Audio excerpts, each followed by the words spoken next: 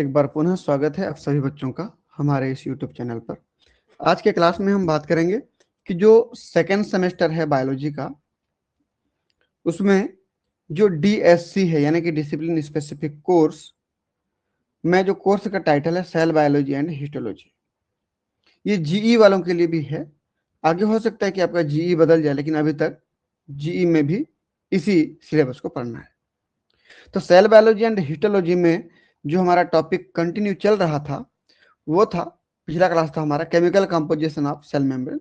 आज के क्लास में हम बात करेंगे फंक्शन ऑफ सेल मेम्ब्रेन, कि किसी कोशिका का जो झिल्ली होता है, प्लाज्मा मेम्ब्रेन होता है, वो कोशिका के लिए क्या क्या कार्य करता है। ठीक, चलिए शुरू करते हैं। Function of cell membrane. आप ये डायग्राम देख पा रहे होंगे, ये फ्लूइड मोज़ेक मॉडल का डायग्राम है। इस फ्लूइड मोज़ेक मॉडल में ये मेम्ब्रेन क्या क्या कार्य कर रहा है, आज एक एक करके इसके बारे में हम लोग जानेंगे। देखिए, इंट्रोडक्शन देख लीजिए। सबसे पहला तो काम देखिए कि जो सेल मेम्ब्रेन होता है ना, जैसे ये सेल मेम्ब्रेन है, सेल मेम्ब्रेन ये है। सेल मेम्ब्रेन के बाहर में ये एक्सटर्नल इन्वायरमेंट है, इधर अंदर में इंटरनल इन्वायरमेंट। तो एक्सटर्नल इंटरनल इन्वायरमेंट के बीच में कौन पाया जाता है? सेल का मेम्ब्रेन। और यही मेम्ब्रेन एक्सटर्नल इन्वायरमेंट के हिसाब से इंटरनल इन्वायरमेंट को मेंटेन करके रखता है। ठीक, और इनका जो सबसे मेन काम होता है, मुख्य कार्य जो होता है, वो होता है सेलेक्टिवली परमिएबिलिटी, है ना। एक बैरियर की तरह काम करता है ये। आप देख लीजिए, अगर मैं इतने मेम्ब्रेन की अगर बात करूं, इतने मेम्ब्रेन की बात करूं, देखिए ये दिख रहा है आपको, ठीक है। ये मेम्ब्रेन का ये आउटर सरफेस हो गया, ये इनर सरफेस हो गया। ठीक, कि किसी भी सेल मेम्ब्रेन में कोई भी मटेरियल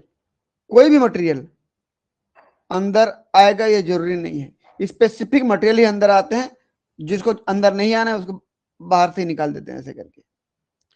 और प्लाज्मा मेम्ब्रेन से ही जिस मटेरियल को बाहर जाना है केवल उसी को बाहर भेजते हैं, बाकी जिसको बाहर नहीं भेजना उसको वहां से हटा देते हैं। देखिए ऐसे, ठीक है। तो यहां पर कुछ डायग्राम देख सकते हैं, जैसे गैसेस हैं O2, CO2 और नाइट्रोजन गैसेस भी, ये सब लिपिड की मेम्ब्रेन को क्रॉस करके डायरेक्टली आ जाते हैं।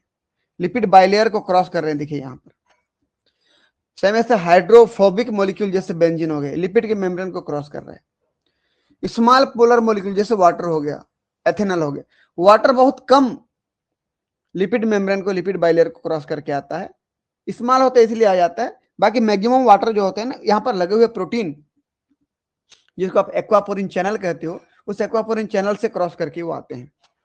ठीक, लार्ज मॉलिक्यूल, पोलर मॉलिक्यूल जैसे ग्लूकोज हो गया, ग्लूकोज डायरेक्ट लिपिड की मेम्ब्रेन को क्रॉस नहीं कर पाता है, उसको क्रॉस करने के लिए ट्रांसपोर्टर लगे होते हैं, कैरियर लगे होते हैं।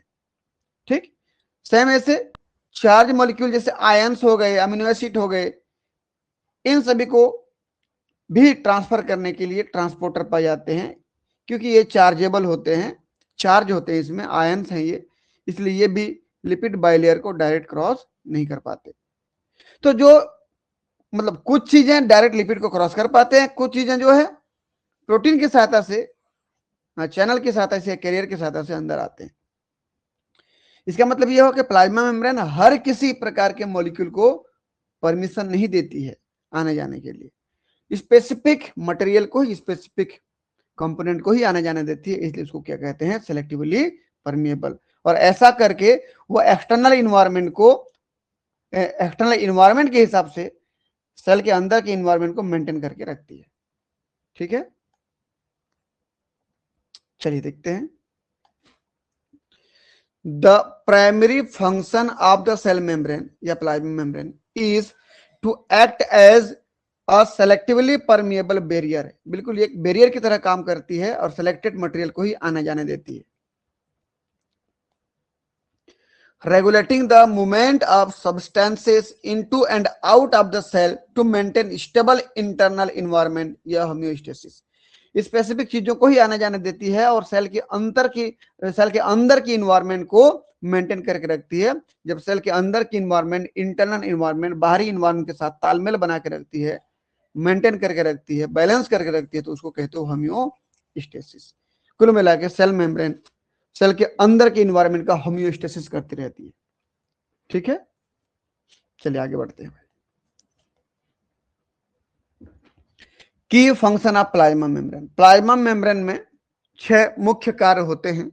क्या क्या होते हैं उसको एक एक करके पढ़ेंगे हम लोग, फिर भी यहां पर एक साथ नाम देख लीजिए। पहला प्रोटेक्शन एंड कंपार्टमेंटलाइजेशन, अगला सेलेक्टिव ट्रांसपोर्ट, अगला सेल सिग्नलिंग एंड कम्युनिकेशन, अगला सेल रिकॉग्निशन, अगला स्ट्रक्चरल सपोर्ट, अगला मेटाबॉलिक एक्टिविटी। चलिए भाई शुरू करते हैं प्रोटेक्शन एंड कंपार्टमेंटलाइजेशन। ये तो की फंक्शन ऑफ प्लाज्मा मेम्ब्रेन में सबसे पहला प्रोटेक्शन एंड कंपार्टमेंटलाइजेशन। भाई सबसे पहला तो ये कि कोई एक यूकेरियोटिक सेल मान लीजिए, देख सकते हैं आप, ये यूकेरियोटिक सेल के चारों तरफ जो घेर के रखा है ये है सेल मेम्ब्रेन। सेल मेम्ब्रेन कहो या प्लाज्मा मेम्ब्रेन।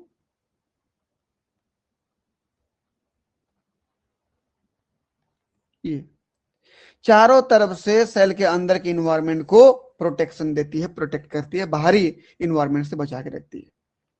ठीक है, अगला चीज कि सेल के अंदर जितना भी सेलुलर ऑर्गेनेल्स दिख रहे हैं आप लोग को, जैसे ये एंडोप्लाज्मिक रेटिकुलम हो गया, ये लाइसोसोम हो गया, ये न्यूक्लियस हो गया, ये माइटोकॉन्ड्रिया हो गया, ये गाल्जी बॉडी हो गया, ये जितना भी सेलुलर ऑर्गेनेल्स हैं, सेलुलर ऑर्गेनेल्स, इन सभी सेलुलर ऑर्गेनेल्स का मेम्ब्रेन भी प्लाज्मा मेम्ब्रेन से ही बनता है। प्लाज्मा मेम्ब्रेन या सेल मेम्ब्रेन के अंदर की तरफ फोल्ड हो जाने पर, इनवेजिनेशन हो जाने पर, इन फोल्डिंग हो जाने पर, इन सभी अलग अलग सेलुलर ऑर्गेनेल्स का निर्माण हुआ है। ठीक है, तो यहां पर प्रोटेक्शन एंड कंपार्टमेंटलाइजेशन मतलब क्या हुआ कि सेल के अंदर जितने भी मटेरियल हैं उन सभी को प्रोटेक्ट करना सेल मेम्ब्रेन का पहला कार्य है, और दूसरा कार्य अंदर की जितने भी सेलुलर ऑर्गेनेल्स हैं उन सभी को बनाना भी उसका कार्य है। अलग अलग कंपार्टमेंट बना बना करके अलग अलग ऑर्गेनेल्स को बनाती है। ठीक है, तो देख लीजिए, it serves as a physical barrier that separate the cell's interior from the external environment. मैं क्या बोला कि एक बैरियर की तरह काम करती है और बाहरी इन्वायरमेंट और अंदर के इन्वायरमेंट को सेपरेट करती है। And defines the boundaries of internal organ in eukaryotes, और अंदर के जितना भी ऑर्गेनेल्स हैं उन सभी ऑर्गेनेल्स की बाउंड्री को डिसाइड करती है कि कितना बनेगा। जैसे न्यूक्लियस का मेम्ब्रेन इतना है, इसको भी प्लाज्मा मेम्ब्रेन नहीं बनाया है। ये माइटोकॉन्ड्रिया का मेम्ब्रेन भी उसने बनाया, गाल्जी बॉडी का मेम्ब्रेन भी उसने बनाया, एंडोप्लाज्मिक रेटिकुलम का मेम्ब्रेन भी उसने बनाया, लाइसोसोम का मेम्ब्रेन भी उसी ने बनाया। इन सभी के मेम्ब्रेन को सेल मेम्ब्रेन ही बनाता है। ठीक है, तो एक बार इसको सेव कर लेते चलिए।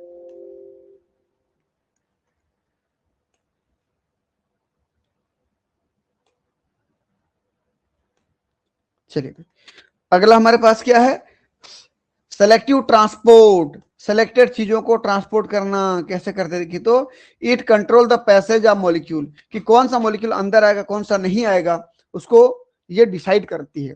और 2 प्रकार की ट्रांसपोर्ट करती है। पहला पैसिव ट्रांसपोर्ट। पैसिव ट्रांसपोर्ट उसको कहते हैं जहां पर एनर्जी का यूज नहीं होता, विदाउट एनर्जी यूजेज, बिना एनर्जी के किसी मॉलिक्यूल को ट्रांसपोर्ट करती है, उसको पैसिव ट्रांसपोर्ट कहते हैं। और यदि कहीं पर एनर्जी यूज होता है और मॉलिक्यूल ट्रांसफर होता है तो उसको एक्टिव ट्रांसपोर्ट कहते हैं। ठीक है, यहां पर एनर्जी हो सकता है इलेक्ट्रिकल एनर्जी हो या एटीपी के रूप में भी हो सकता है एनर्जी। ठीक, पैसिव ट्रांसपोर्ट 2 प्रकार के होते हैं, एक सिंपल डिफ्यूजन, एक फैसिलिटेड डिफ्यूजन। हाँ, इसको जानने के लिए, पूरे स्लाइड को समझने के लिए हम दूसरा स्लाइड देख लेते हैं। ये अब देख पा रहे हैं ये लिपिड बाइलेयर की मेम्ब्रेन है। ध्यान से देखिए, लिपिड बाइलेयर की मेम्ब्रेन को क्रॉस करने के लिए यदि कोई मॉलिक्यूल है तो वो कैसा होना चाहिए, स्मॉल और नॉन पोलर, बहुत छोटा सा हो, किसी प्रकार का चार्ज ना हो, कोई पोलर पार्ट ना हो, तो वो लिपिड की बाइलेयर मेम्ब्रेन को क्रॉस करेगा।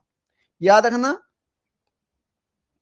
उसकी कॉन्सेंट्रेशन इधर ज्यादा है, कॉन्सेंट्रेशन इधर ज्यादा हो, और उसके अगले साइड में कॉन्सेंट्रेशन कम हो। तो ज्यादा से कम की तरफ जाता है तो उसको डिफ्यूजन कहते हो, और सीधा लिपिड के बाइलेयर को क्रॉस करके जाता है तो उसको सिंपल डिफ्यूजन कहते हैं। क्या कहते हैं इसको? Simple diffusion. सिंपल डिफ्यूजन मतलब कोई भी molecule, small non polar molecule, जब अपनी ज्यादा कॉन्सेंट्रेशन से हाई कॉन्सेंट्रेशन से लो की तरफ जाता है, डायरेक्ट लिपिड बाइलेयर को क्रॉस करके जाता है, तो उसको क्या कहते हैं हम लोग? Simple diffusion. सिंपल डिफ्यूजन का दूसरा डेफिनेशन और भी है कि यदि प्लाज्मा मेम्ब्रेन में किसी प्रकार का कोई चैनल है, ये चैनल देखिए, एक चैनल है, इस चैनल को कोई मॉलिक्यूल क्रॉस करके जाता है, जैसे आयंस है, कुछ आयंस होते हैं जो अपनी हाई कॉन्सेंट्रेशन से अपनी लो कॉन्सेंट्रेशन की तरफ जाते हैं, लेकिन एक प्रोटीन की बनी हुई चैनल को क्रॉस करके जाते हैं। क्योंकि आयंस हैं तो डायरेक्ट लिपिड बाइलेयर को क्रॉस नहीं कर सकते, क्योंकि लिपिड जो होता है वो हाइड्रोफोबिक होता है, और ये आयन जो हो गए ना, chargeable, plus charge minus charge वाले, जैसे sodium plus charge, chloride minus charge, ये हाइड्रोफिलिक नेचर के होते हैं। आयन कैसे होते हैं? हाइड्रोफिलिक होते हैं, ठीक। और लिपिड कैसा होता है? ये हाइड्रोफोबिक होता है। इसलिए आयन जो है लिपिड बाइलेयर को डायरेक्ट क्रॉस करके नहीं आ सकते, इसलिए उनको लाने के लिए चैनल की जरूरत पड़ती है। यह भी एक प्रकार का सिंपल डिफ्यूजन है, ठीक है। चैनल प्रोटीन के रास्ते से आते हैं, क्या कहलाएगा? Simple diffusion. कोई एनर्जी नहीं लगता, देखिए। और क्या होता है देखिए, कुछ लार्ज या पोलर या चार्ज मॉलिक्यूल होते हैं, थोड़े बड़े वाले charge molecule, large molecule, polar molecule, जो लिपिड के मेम्ब्रेन को क्रॉस नहीं कर सकते, उनको क्रॉस करवाने के लिए एक कैरियर प्रोटीन की जरूरत पड़ती है। कैरियर भी अलग अलग प्रकार के होते हैं भाई। कैरियर जो है पंप हो सकता है, ठीक, या परमिएजेस हो सकते हैं, जैसे देखिए परमिएजेस, परमिएजेस में वो यूनिपोर्टर भी हो सकता है, परमिएजेस में वो को ट्रांसपोर्टर हो सकता है। को ट्रांसपोर्टर फिर पुनः दो प्रकार से हो सकते हैं, सिम्पोर्टर और एंटीपोर्टर, ठीक है, हम उसकी बात अभी नहीं करेंगे। बस ये समझ लीजिए कि यदि कोई बहुत बड़ा लार्ज मॉलिक्यूल है, पोलर मॉलिक्यूल, चार्ज मॉलिक्यूल है, और इसकी कॉन्सेंट्रेशन इधर ज्यादा है, यहां कह दे रहा हूं मैं, कॉन्सेंट्रेशन ज्यादा है और इधर कॉन्सेंट्रेशन कम है, तो ये लार्ज पोलर मॉलिक्यूल अपने हाई कॉन्सेंट्रेशन से अपने लो कॉन्सेंट्रेशन की तरफ एक कैरियर प्रोटीन जिसका नाम परमिएजेज है, परमिएजेज में कौन सा प्रकार का? यूनिपोर्टर टाइप का परमिएजेज है। यूनिपोर्टर मतलब केवल एक ही दिशा में आ सकता है।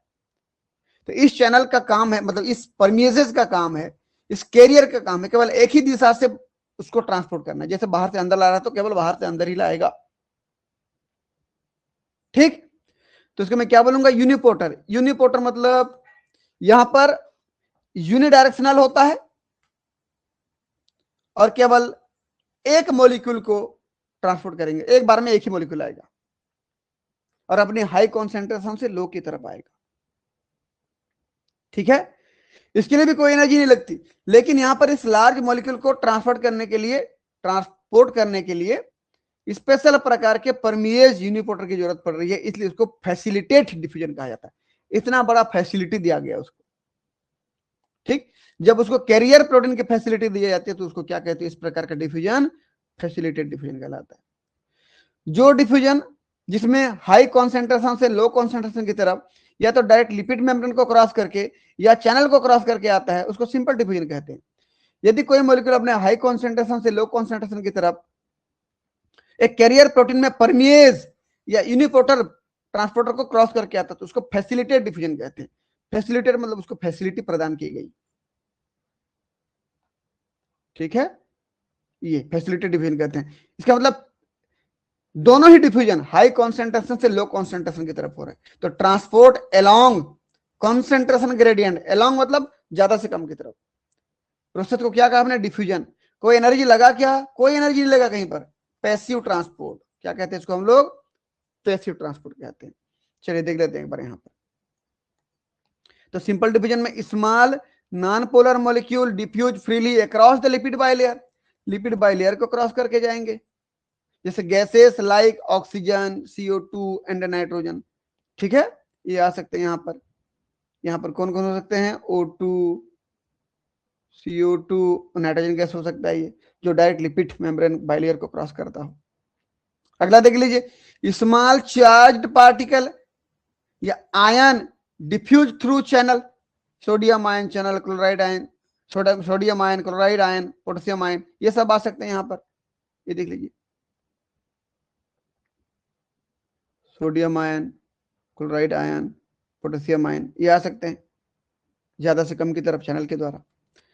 ठीक, अगला देखिए क्या हमारे पास, फैसिलिटेड डिफिजन में transmembrane protein act as carrier, carrier में कौन से प्रकार का, परमिएजेस प्रकार का, परमिएजेस में कौन से प्रकार के, यूनिपोर्टर, एक ही दिशा में जाएगा, केवल एक ही प्रकार के मॉलिक्यूल को लेके जाएगा, to move larger polar charged molecule. Example देख लीजिए, फ्रक्टोज या mannose transport by GLUT 5 transporter in gut, हमारे आहार नाल में जो ग्लूट 5 ट्रांसपोर्टर पाई जाती है वो आहार नाल के ल्यूमेन से हमारे इंटेस्टाइन के एपिथेलियल सेल में फ्रक्टोज को या मेनोज को ट्रांसपोर्ट करती है। याद रखना, ग्लूट 5 किसको ट्रांसपोर्ट करती है, फ्रक्टोज या मेनोज को ट्रांसपोर्ट करती है। ठीक है, इसको मान के चलिए कि आप ये ग्लूट 5 है ये, और यहां पर फ्रक्टोज है या मेनोज है, इसको क्या कहेंगे हम, फैसिलिटेड डिफ्यूजन। हमारे गट में ऐसे होता है, आहार नाल में। चलिए जरा हम एक्टिव ट्रांसपोर्ट की बात कर लेते हैं। एक्टिव ट्रांसपोर्ट में देखिए कि जब भी किसी मॉलिक्यूल को उसके कॉन्सेंट्रेशन के बेस पे देखिए, लो कॉन्सेंट्रेशन से हाई कॉन्सेंट्रेशन की तरफ, हाई कॉन्सेंट्रेशन की तरफ, कम से ज्यादा की तरफ जब ट्रांसपोर्ट करते हो तो वहां पर एनर्जी लगती है भाई।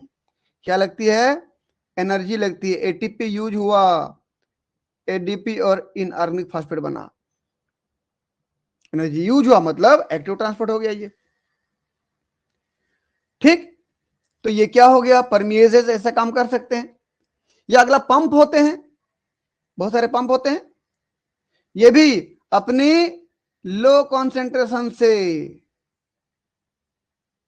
हाई कॉन्सेंट्रेशन की तरफ मॉलिक्यूल को भेजते हैं। तो यहां भी अगेंस्ट काम हो रहा है ना, एनर्जी यूज होगी, एटीपी के रूप में यूज हो, मान लीजिए एडीपी और इनऑर्गेनिक फॉस्फेट के रूप में टूट गया। तो यहां पर भी कैसे हो रहा है, लो कॉन्सेंट्रेशन से हाई कॉन्सेंट्रेशन की तरफ जा रहा है, अगेंस्ट जा रहा है, तो एटीपी यूज हो रहा है, एटीपी मतलब एनर्जी यूज हो रहा है। तो transport against concentration gradient, against जा रहा है ना, कम से ज्यादा की तरफ, किसके द्वारा जा रहा है, बाई, यहां पर पंप भी है, और एक मिनट रुकिए थोड़ा सा, पंप भी है हमारे पास, और क्या है, परमिएजेस को ट्रांसपोर्टर। अब उसके बारे में थोड़ा देखेंगे हम लोग, बस थोड़ा सा समय, चलिए ठीक है।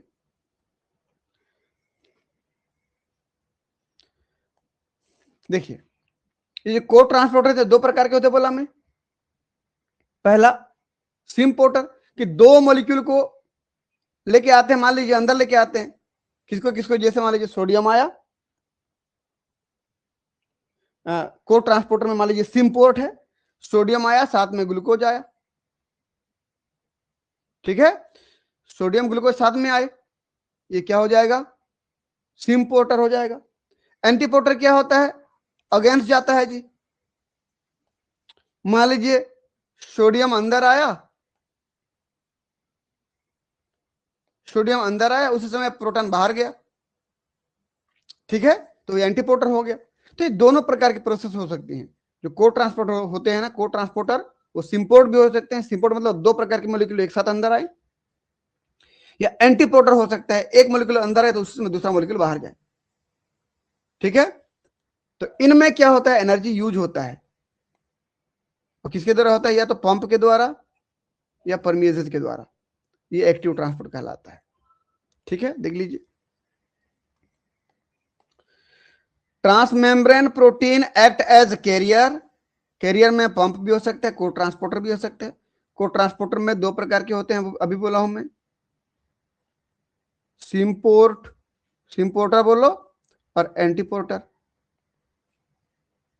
सिम्पोर्टर मतलब क्या होता है देख लीजिए, यही बना देता हूं मैं। ये मान लीजिए प्लाज्मा मेम्ब्रेन है, ये दूसरा प्लाज्मा मेम्ब्रेन है। सिम्पोर्टर में दो प्रकार की मॉलिक्यूल, जैसे मॉलिक्यूल ए और बी दोनों साथ में आए, ठीक। और एंटीपोर्टर मान लीजिए ए मॉलिक्यूल अंदर आया तो उस समय बी मॉलिक्यूल बाहर गया, ठीक। ये एंटीपोर्टर कहलाता है। सिम्पोर्टर मतलब एक साथ अंदर आना या एक साथ बाहर जाना। एंटीपोर्टर मतलब एक अंदर आएगा तो उस समय दूसरा बाहर जाएगा, ठीक है। एग्जांपल देख लीजिए, sodium ion, potassium ion ATPase pump in nerve impulse conduction. हमारे न्यूरॉन में सोडियम पोटेशियम एटीपीएच पंप काम करता है, पहला हो गया ये। दूसरा हमारे पास देखिए, सोडियम आयन और ग्लूकोज एंड सोडियम आयन और अमीनो एसिड सिम्पोर्ट, ये सिम्पोर्ट होता है, एक साथ जाते हैं।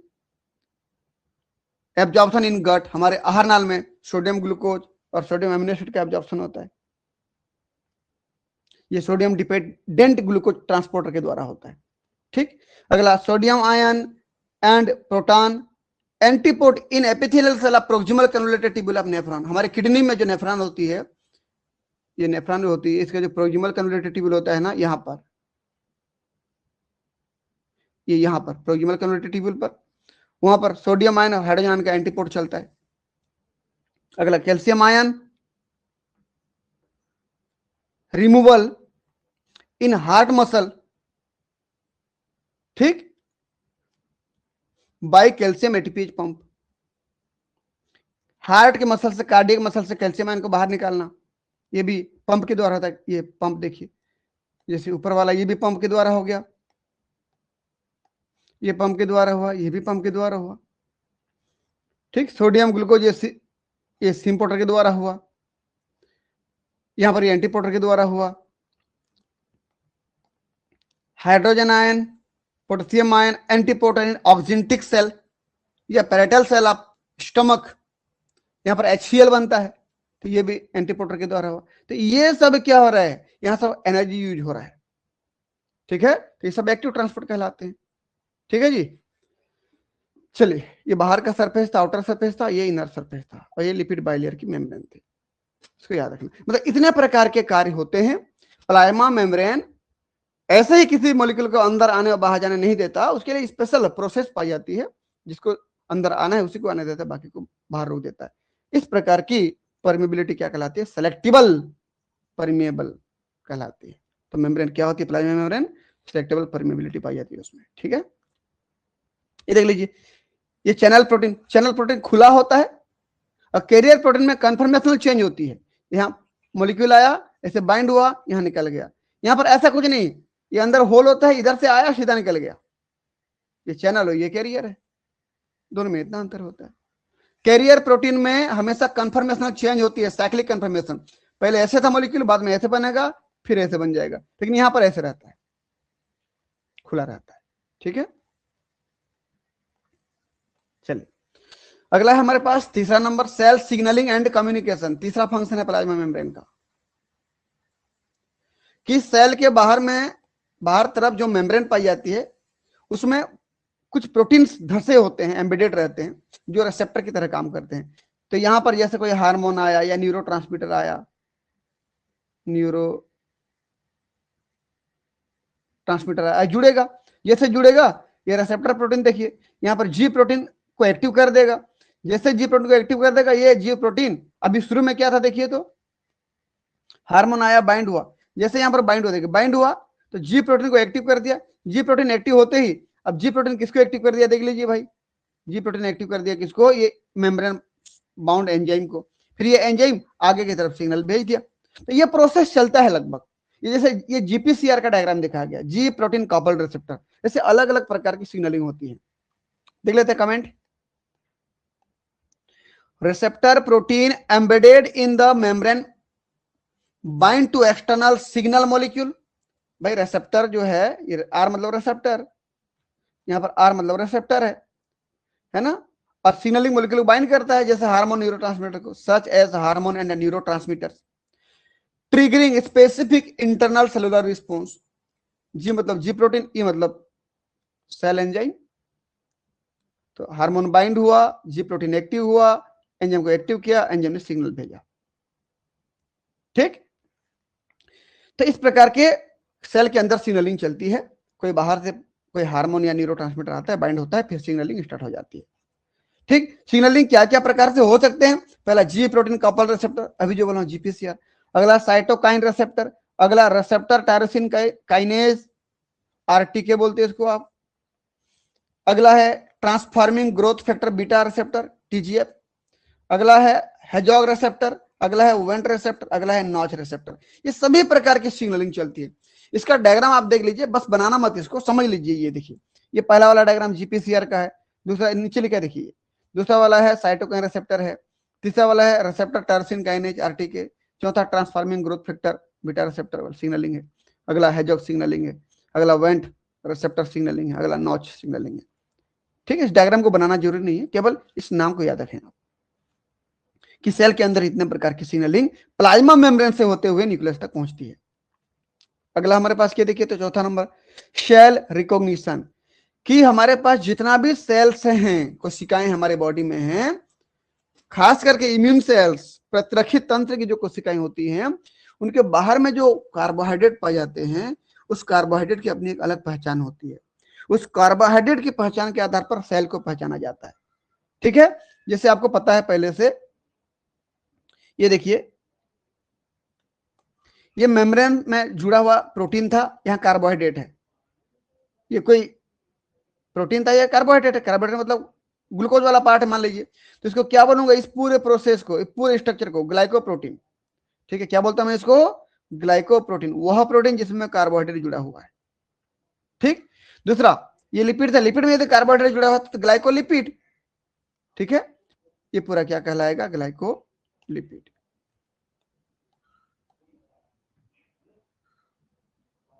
ये ग्लाइकोलिपिड। ठीक है, तो देख लीजिए, surface carbohydrates attach to protein. अगर कार्बोहाइड्रेट प्रोटीन से अटैच है तो उसको मैं क्या कहता हूं, ग्लाइकोप्रोटीन। एंड लिपिड से अटैच है तो glycolipid. Serve as a molecular name tag. और ये ग्लाइकोप्रोटीन और ग्लाइकोलिपिड यही तो है, टैग है, ऊपर में उसकी चिन्ह है, पहचान है। हर किसी में सेम नहीं होता, अलग अलग होता है। That allow cell to identify each other. इसके आधार पर हर प्रकार के सेल को आप पहचानते हो अलग अलग तरीके से। Which is crucial for immune system function. Immune cells के लिए बहुत ही इंपॉर्टेंट होता है। प्रत्येक इम्यून सेल्स अलग अलग प्रकार के सरफेस मार्कर या नेम टैग रखे रहते हैं। जिसे देख लीजिए, हमारा जो स्टेम सेल बनता है बोन मेरो में, उस स्टेम सेल में शुरू में CD35 पाया जाता है। CD मतलब क्लस्टर डिफरेंशिएशन होता है। CD मतलब क्लस्टर डिफरेंशिएशन। ठीक, तो CD34 पाई जाती है स्टेम सेल में, ये फिक्स है। लेकिन जब स्टेम सेल से अलग अलग प्रकार की सेल्स बनती हैं, जैसे ग्रेनुलोसाइट बना, अब इसी स्टेम सेल से जब कोई भी सेल डिफरेंशिएट हुआ, नया बना, तो ये समझ लीजिए CD45 सब में मिलेगा। देखिए, तो जितने भी प्रकार के सेल बने सभी में CD45 तो मिला, लेकिन पहचानेंगे कैसे, क्योंकि इनके पास अगला एक मार्कर और होगा। जैसे CD15 मिला तो वो ग्रेनुलोसाइट है, CD14 मिला, 14 मिला तो मोनोसाइट है, CD3 मिला तो टी लिम्फोसाइट है, CD19 मिला तो बी लिम्फोसाइट है, CD61 मिला तो थ्रोम्बोसाइट है। थ्रोम्बोसाइट यानी कि इसको आप प्लेटलेट्स के नाम से जानते हो। ठीक है, तो कुल मिला के कहने का मतलब ये हुआ कि हर सेल में, सेल मेम्ब्रेन के ऊपर में कुछ ऐसे कार्बोहाइड्रेट होंगे जो प्रोटीन से जुड़े होंगे, जिसको हम ग्लाइकोप्रोटीन कहेंगे। कुछ कार्बोहाइड्रेट लिपिड से जुड़े होंगे, उनको हम ग्लाइकोलिपिड कहेंगे। उनके आधार पर पहचानेंगे कौन सा सेल किस प्रकार का नेम टैग या किस प्रकार का टैग चिपका रखा है अपने ऊपर में। ठीक है, चलिए भाई आगे बढ़ते। देखिए, अब देख सकते हैं, जैसे ये CD3 है। CD3 कहां कहां मिलता है भाई, टी लिम्फोसाइट में मिलता है। अभी हमने बात किया था CD3, देखिए टी लिम्फोसाइट में मिलता है। CD4 कहां मिलता है? टी हेल्पर सेल में मिलती है, TH सेल बोलते हैं इसको हम शॉर्टकट में, TH सेल। अगला CD8 कहां मिलता है? Cytotoxic T cell, TC cell के नाम से जानते हो, ठीक। अगला CD11 भी मोनोसाइट में मिलता है, मैक्रोफेजेस में मिलता है, MDSC में मिलता है। MDSC मतलब क्या हो गया? Myeloid derived suppressor cells. Eosinophil cell में मिलता है, CD8 सेल में मिलता है, T सेल में मिलता है, B सेल में मिलता है, ठीक। CD16 कहां मिलता है? नेचुरल किलर सेल में, NK सेल में, माइलोइड सेल में, मोनोसाइट में, न्यूट्रोफिल में। CD19 कहां मिलता है? B सेल में। CD20 कहां मिलता है? B सेल में। CD33 कहां मिलता है? माइलोइड सेल में। CD45 कहां मिलता है? ल्यूकोसाइट में। CD45 RO कहां मिलता है? T effector and memory cell में। CD56 कहां मिलता है? Natural killer cell, NK cell जिसको बोलते हो आप। CD68 मार्कर कहां मिलता है? मैक्रोफेज सेल में। CD163 कहां मिलता है? M2 मैक्रोफेजेस में। CD206 कहां मिलता है? M2 मैक्रोफेजेस में। FOXP3 और CD4 और CD25 कहां मिलता है? रेगुलेटरी टी सेल में। तो ये अलग अलग प्रकार के सरफेस मार्कर हैं जो अलग अलग प्रकार के इम्यून सेल्स में पाए जाते हैं, ठीक है। ये ऑन इम्यून सेल्स।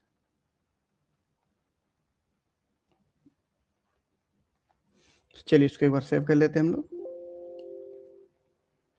तो हम कुल मिला के कह सकते हैं कि जो सेल मेम्ब्रेन होता है, सेल मेम्ब्रेन के ऊपर में जो ग्लाइकोप्रोटीन और ग्लाइकोलिपिड पाए जाते हैं वो हर प्रकार के इम्यून सेल में अलग अलग प्रकार के होते हैं और उनके इस अलग अलग प्रकार से उनको पहचाना जाता है, ठीक है। तो सेल के रिकॉग्निशन करने में, सेल के पहचान करने में ये जो सेल मेम्ब्रेन होते हैं बहुत बड़ा रोल प्ले करते हैं। चलिए अगला हमारे पास 5वां नंबर क्या है? Structural support. 5वां फंक्शन जो है स्ट्रक्चरल सपोर्ट। ये देख लीजिए, ये प्लाज्मा मेम्ब्रेन है जी। प्लाज्मा मेम्ब्रेन बोलो या सेल मेम्ब्रेन एक ही होता है। तो सेल मेम्ब्रेन के बाहर में ये मैट्रिक्स होता है। क्या होता है? इधर मैट्रिक्स होता है, एक्स्ट्रा सेलुलर मैट्रिक्स जिसको आप कहते हो। ये पूरा चारों तरफ है ना, ये वहां पर भी ढेर सारे प्रकार के प्रोटीन पाए जाते हैं। मुख्य तौर पर जो प्रोटीन होते हैं वो कोलेजन, प्रोटियोग्लाइकेंस, ये सब पाए जाते हैं, ठीक है। चलिए ये, और सेल के अंदर में साइटोप्लाज्म में साइटोस्केलेटन पाए जाते हैं। क्या पाए जाते हैं? साइटोस्केलेटन, माइक्रोफिलामेंट जिसको आप कहते हो, ये इंटेग्रिन प्रोटीन पाई जाती है यहाँ पर, ये। और इनके बीच में है प्लाज्मा मेम्ब्रेन। देखिए ये प्लाज्मा मेम्ब्रेन। तो बाहर एक्स्ट्रा सेलुलर मैट्रिक्स के प्रोटीन को और अंदर जो इंटेग्रिन और जो माइक्रो फिलामेंट है यानी कि साइटोस्केलेटन है, उन दोनों को जोड़ने का कार्य करती है। कैसे जोड़ती है? यहां पर ध्यान से देखिए, मैं इतना डायग्राम को आपको जूम करके दिखा रहा हूं, बड़ा करके दिखा रहा हूं, ठीक है। ये देखिए, ये प्लाज्मा मेम्ब्रेन, बाहर में ये एक्स्ट्रा सेलुलर मैट्रिक्स हो गया, एक्स्ट्रा सेलुलर मैट्रिक्स हो गया, और अंदर में ये साइटोप्लाज्म हो गया। देखिए, और ये लिपिड बाइलेयर हो गया जी, प्लाज्मा मेम्ब्रेन हो गया ये।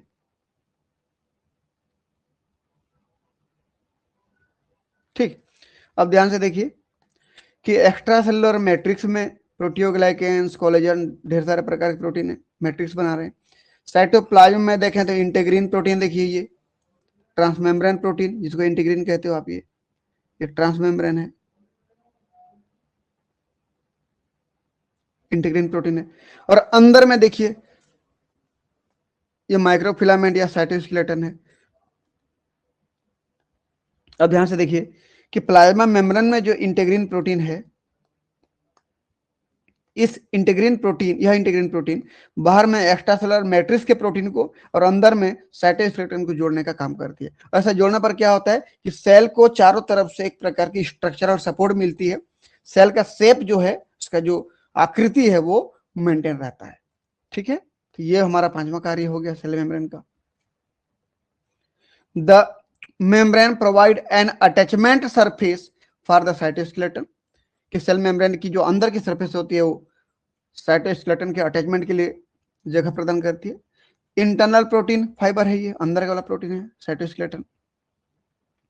And the extra cellular matrix में एक्सटर्नल स्ट्रक्चर नेटवर्क, बाहर में जो दिख रहा है आपको, देखिए ये सब collagen, proteoglycan, helping the cell maintain its shape, और ये सब सेल की शेप को मेंटेन करने में मदद करते हैं, सेल को एक स्थायित्व प्रदान करते हैं। ठीक, अगला हमारे पास क्या देखिए 6वां नंबर पे मेटाबॉलिक एक्टिविटी। अब खासकर यहां पर जो है प्रोकैरियोट्स जो होते हैं, प्रोकैरियोट्स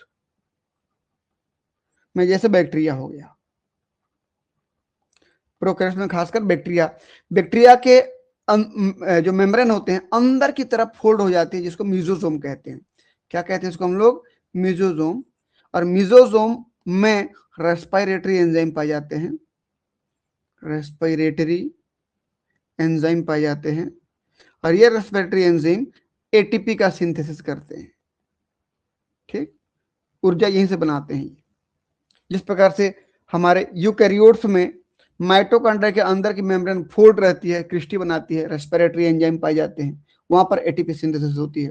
जैसे बैक्टीरिया में मिजोजोम होती है, वहां पर रेस्पिरेटरी एंजाइम पाई जाती है और एटीपी का सिंथेसिस होती है। तो इन सम ऑर्गेनिज्म, पार्टिकुलरली प्रोकैरियोट्स यानी कि bacteria, the membrane contain enzyme for vital process like respiration and ATP synthesis. ठीक है, मेम्ब्रेन के अंदर जो फोल्ड रहती है उसको मिजोजोम कहते हैं, वहां पर रेस्पिरेशन होती है और एटीपी सिंथेसिस होती है।